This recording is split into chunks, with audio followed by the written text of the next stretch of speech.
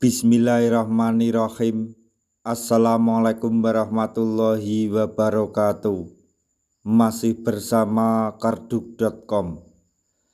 Pada video kali ini kami akan menyampaikan kabar baik yang datang dari Menpan RB untuk para tenaga honorer terkait dengan pengangkatan tenaga honorer menjadi ASN P3K tahun 2024, yaitu kabar baik Menpan RB beberkan soal tenaga honorer masuk dalam akselerasi program 100 hari kerja Prabowo Gibran. Untuk mengetahui lebih detailnya silahkan simak video ini sampai selesai. Tapi sebelum kami lanjutkan, bagi rekan-rekan yang baru menemukan channel ini, tekan like dan subscribe-nya dan juga tekan lonceng notifikasinya supaya nanti bisa mengetahui informasi terbaru terkait dengan seleksi P3K dan pengangkatan tenaga honorer menjadi ASN P3K tahun 2024. Sekarang, mari kita simak dan cermati penjelasan yang ada di video ini supaya nanti tidak gagal paham.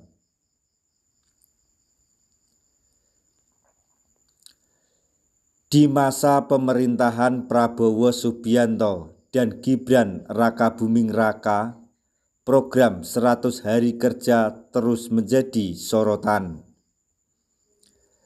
Sebagaimana diketahui, usai resmi dilantik sebagai Presiden dan Wakil Presiden 2024-2029, Prabowo Subianto serta Gibran Rakabuming Raka langsung merealisasi program 100 hari kerja tersebut. Bahkan di malam hari usai pelantikan, Presiden Prabowo Subianto langsung mengumumkan tokoh-tokoh yang bakal bergabung dalam Kabinet Merah Putih. Kabinet Merah Putih yang dibentuk oleh Prabowo Subianto tersebut terdiri dari 135 orang yang terbagi dalam beberapa posisi dan jabatan sebagai berikut,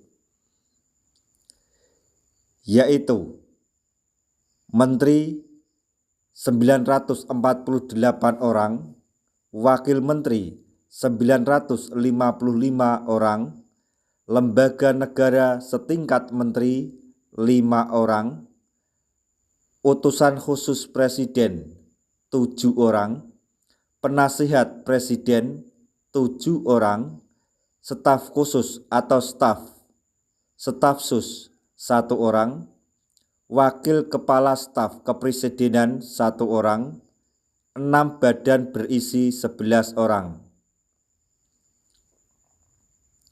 Salah satu program kerja 100 hari Prabowo Gibran yang cukup menjadi perhatian adalah terkait dengan penataan tenaga non-ASN.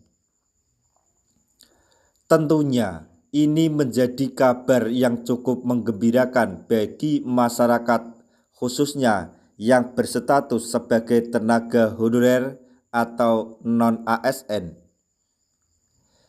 Disampaikan oleh Rini Widiantini selaku Menteri Pendayagunaan Aparatur Negara dan Reformasi Birokrasi PAN RB, penyelesaian soal honorer ini akan dilakukan melalui seleksi P3K.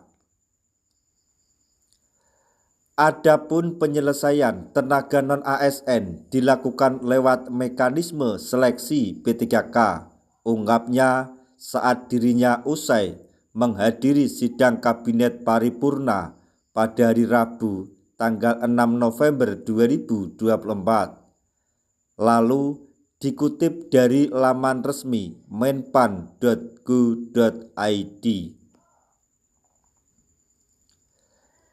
Soal penataan tenaga non-ASN sendiri merupakan bagian dari amanat Undang-Undang Nomor 20 Tahun 2023 tentang ASN, di mana secara teknis tujuan dilaksanakan penataan tenaga non-ASN ini untuk memenuhi kebutuhan ASN, khususnya kebutuhan akan tenaga P3K agar dapat sesuai dengan kebutuhan dari instansi itu sendiri. Selain itu, ada prinsip utama yang dijadikan dasar dalam penataan tenaga non-ASN di program 100 hari kerja Prabowo Gibran ini. Berbagai prinsip utama tersebut adalah menghindari PHK massal, menghindari pembengkakan anggaran, dilakukan sesuai dengan regulasi yang ada dan tidak mengurangi pendapatan saat ini. Selanjutnya, metode untuk merealisasikan penyelesaian tenaga non-ASN ini melalui seleksi P3K yaitu seperti berikut. Yaitu dengan diberikan 100% untuk para tenaga non-ASN melalui seleksi CAT, lalu untuk kelulusannya nanti ditentukan berdasarkan peringkat terbaik.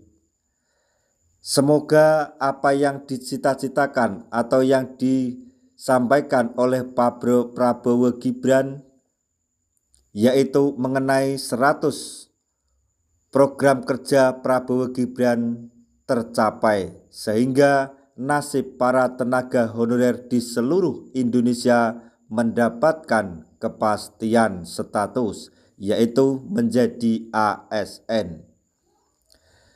Nah, demikian tadi informasi yang dapat kami sampaikan, informasi sekaligus kabar gembira yang datang dari Menpan RB Rini Widiantini untuk para tenaga honorer di seluruh Indonesia terkait dengan pengangkatan tenaga honorer menjadi ASN P3K tahun 2024,